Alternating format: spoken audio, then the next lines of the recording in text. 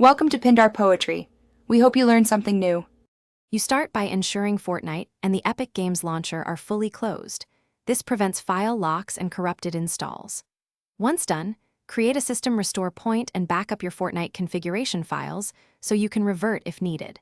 Then open File Explorer and navigate to the Fortnite installation folder, usually under Epic Games. Make sure you can see hidden files and note any Directx 12 DLLs or launchers labeled DX12. These are the first targets for removal or replacement. Next, you disable DirectX 12 via the Epic Games Launcher launch options or by editing engine. In I to force D3 D11, this tells Fortnite to use DirectX 11 instead. After that, rename or move DX12 specific DLLs out of the game folder, append back, so the game can't load them. If you have DX11 replacements, place them in the same path.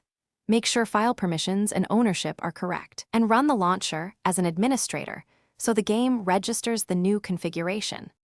Finally, launch Fortnite to confirm it starts without DirectX 12. Observe performance and graphics for any anomalies. If the game defaults back, check launch options and file names again, and ensure GPU drivers support DirectX 11. If stuttering or crashes appear, revert the renamed files or restore your backup, then use the system restore point if needed. One key troubleshooting tip: if visuals break, revert the changes first, then update drivers and retry. This isolates whether removal or drivers caused the problem. Thanks for watching. Consider subscribing if we helped you.